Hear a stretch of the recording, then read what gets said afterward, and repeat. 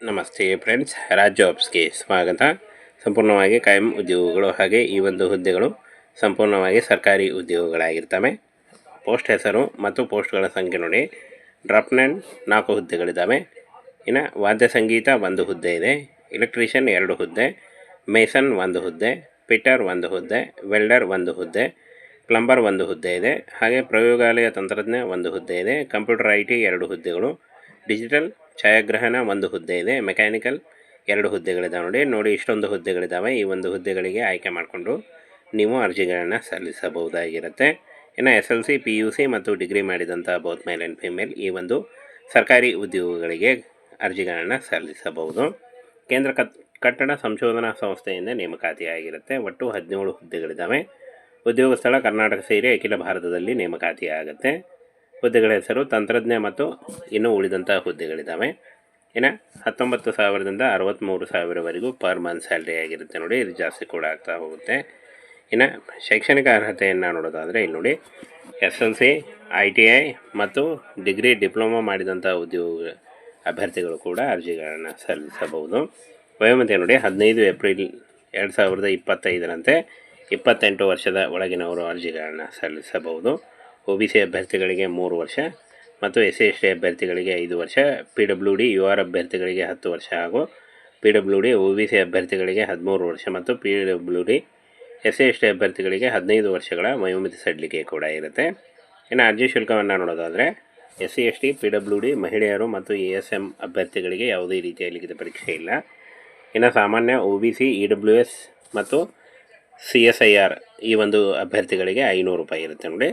ಹಾಗೇನು ಪಾವತಿ ಮಾಡುವ ವಿಧಾನ ಆನ್ಲೈನ್ ಮೂಲಕ ಇರುತ್ತೆ. ಇನ್ನು ಈ ಒಂದು ಹುದ್ದೆಗಳಿಗೆ ಲಿಖಿತ ಪರೀಕ್ಷೆ ಮತ್ತು ಸಂದರ್ಶನದ ಮೂಲಕ ಆಯ್ಕೆಯನ್ನು ಮಾಡಿಕೊಳ್ಳಲಾಗುತ್ತೆ. ಲಿಖಿತ ಪರೀಕ್ಷೆಯಲ್ಲಿ ಪಾಸಾದಂಥ ಅಭ್ಯರ್ಥಿಗಳಿಗೆ ಸಂದರ್ಶನ ನಡೆಸಿ ಆಯ್ಕೆಯನ್ನು ಮಾಡಿಕೊಳ್ಳಲಾಗುತ್ತೆ. 13 ಮಾರ್ಚ್ 2025ರಿಂದ ಅರ್ಜಿ ಸಲ್ಲಿಕೆ ಶುರುವಾದರೆ 15 ಏಪ್ರಿಲ್ 2025 ಅರ್ಜಿ ಸಲ್ಲಿಸಲು ಕೊನೆಯ ದಿನಾಂಕ ಆಗಿರುತ್ತೆ ನೋಡಿ.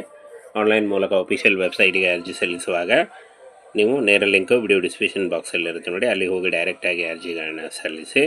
ಇನ್ನು ಅರ್ಜಿ ಸಲ್ಲಿಸುವಾಗ Aadhaar card, caste income certificate ಮತ್ತು ಒಂದು ಫೋಟೋ ಮತ್ತು ನಿಮ್ಮ ಎಜುಕೇಷನಲ್ ಡಾಕ್ಯುಮೆಂಟ್ಸ್ ಇಷ್ಟನ್ನು ತೆಗೆದುಕೊಂಡು ನೀವು ನೇರವಾಗಿ ಅರ್ಜಿಗಳನ್ನು ಸಲ್ಲಿಸಬಹುದು.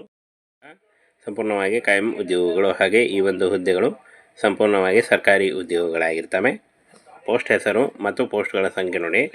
ಡ್ರಾಪ್ಮ್ಯಾನ್ 4 ಹುದ್ದೆಗಳಿದ್ದಾವೆ. ಇನ್ನು ವಾದ್ಯ ಸಂಗೀತ 1 ಹುದ್ದೆ ಇದೆ.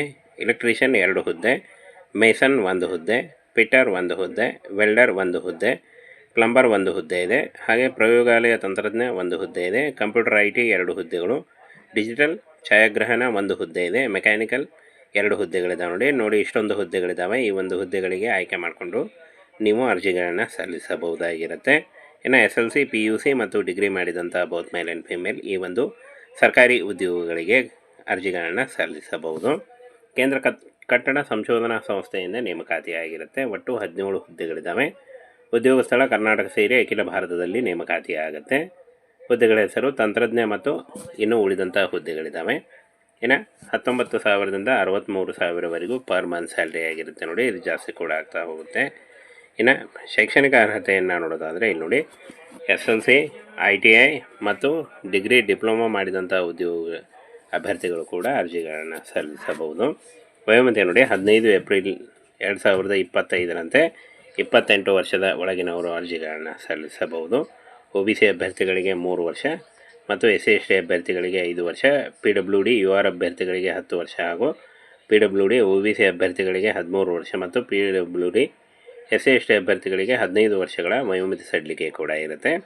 ಇನ್ನು ಅರ್ಜಿ ಶುಲ್ಕವನ್ನು ನೋಡೋದಾದರೆ SC/ST PWD ಮಹಿಳೆಯರು ಮತ್ತು ASM ಅಭ್ಯರ್ಥಿಗಳಿಗೆ ಯಾವುದೇ ರೀತಿಯ ಲಿಖಿತ ಪರೀಕ್ಷೆ ಇಲ್ಲ.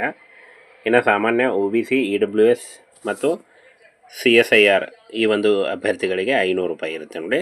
ಹಾಗೇನು ಪಾವತಿ ಮಾಡುವ ವಿಧಾನ ಆನ್ಲೈನ್ ಮೂಲಕ ಇರುತ್ತೆ. ಇನ್ನು ಈ ಒಂದು ಹುದ್ದೆಗಳಿಗೆ ಲಿಖಿತ ಪರೀಕ್ಷೆ ಮತ್ತು ಸಂದರ್ಶನದ ಮೂಲಕ ಆಯ್ಕೆಯನ್ನು ಮಾಡಿಕೊಳ್ಳಲಾಗುತ್ತೆ. ಲಿಖಿತ ಪರೀಕ್ಷೆಯಲ್ಲಿ ಪಾಸಾದಂಥ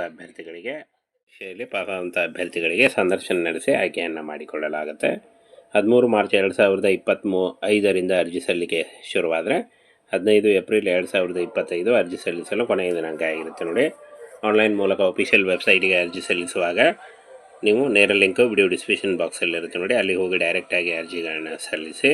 ಇನ್ನು ಅರ್ಜಿ ಸಲ್ಲಿಸುವಾಗ Aadhaar card, caste income certificate ಮತ್ತು ಒಂದು ಫೋಟೋ ಮತ್ತು ನಿಮ್ಮ ಎಜುಕೇಷನಲ್ ಡಾಕ್ಯುಮೆಂಟ್ಸ್ ಇಷ್ಟನ್ನು ತೆಗೆದುಕೊಂಡು ನೀವು ನೇರವಾಗಿ ಅರ್ಜಿಗಳನ್ನು ಸಲ್ಲಿಸಬಹುದು.